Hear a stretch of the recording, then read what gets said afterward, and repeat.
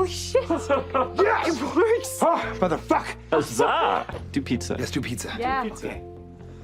Hey, Zach.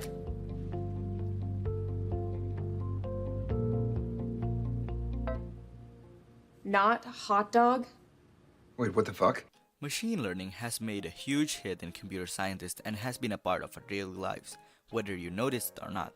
It can perform various tasks like navigation, translation, recognition, and more.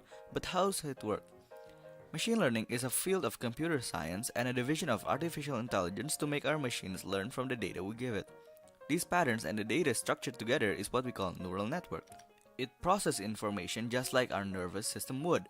Here's a fun example. Say you write a program to distinguish two different items and sort them by characteristics. We would need the data of the two so our machines can compare and figure out what the item is based on the data you train it. The program will run countless times and each time would make changes to itself until the program is trained perfectly and runs the task reliably. It's like learning from trial and error. The more experience and mistakes you make, the more you learn and try to do a better job at it. If you want to try out machine learning, make sure to check out GitHub's collection on machine learning. Check the description below.